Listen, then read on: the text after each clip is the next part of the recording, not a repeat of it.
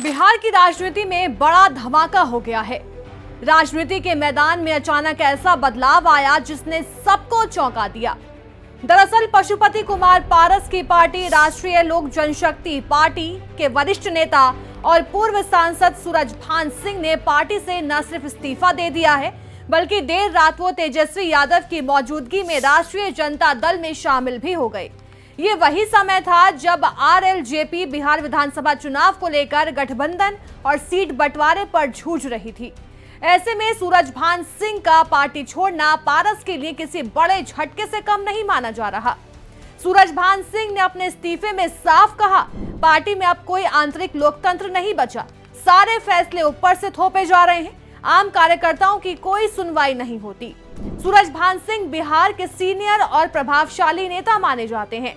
उन्होंने अपनी राजनीति की शुरुआत रामविलास पासवान के साथ की थी और पासवान के समय पार्टी संगठन को मजबूत करने में अहम भूमिका निभाई थी।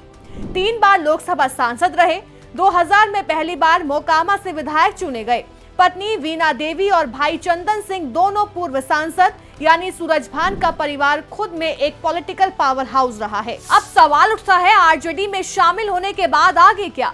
सूत्रों के मुताबिक सूरजभान सिंह की पत्नी वीणा देवी को इस बार मोकामा विधानसभा सीट से टिकट मिल सकता है और यहीं से शुरू होती है असली सियासी जंग, क्योंकि इस सीट पर उनका मुकाबला होगा बाहुबली नेता अनंत सिंह से। अनंत सिंह के सजायाफ्ता होने के बाद उनकी पत्नी नीलम देवी ने 2022 में उपचुनाव जीतकर सीट संभाली थी।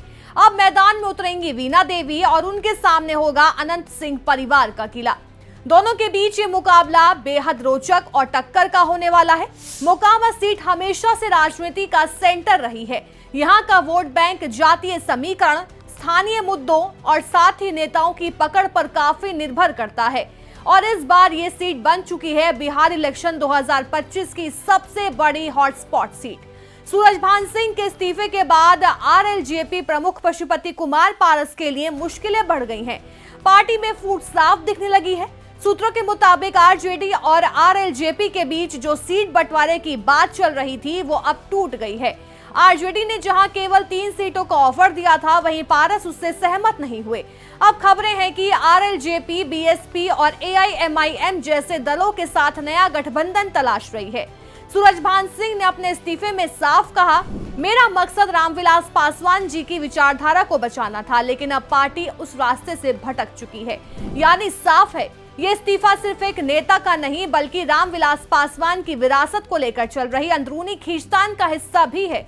अब आरजेडी के लिए ये कदम किसी मास्टर स्ट्रोक से कम नहीं है। सूरजभान सिंह जैसे अनुभवी नेता और उनका राजनीतिक परिवार आरजेडी को मोकामा और आसपास के इलाकों में बड़ी ताकत दे सकता है। तो वहीं आरएलजेपी अब खुद को पुनर्गठित करने में जुटी है, लेकिन सूरजभान के निकल जाने से पार्टी की साख को बड़ा नुकसान हुआ है। तो अब बिहार की सियासी तस्वीर एकदम बदल चुकी है।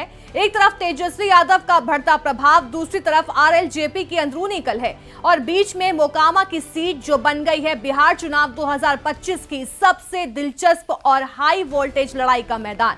अब देखना होगा कि क्या आरजेडी का ये दाव कामयाब होता है, अनंत सिंह फिर से अपनी पकड़ साबित कर पाएंगे या फिर नहीं।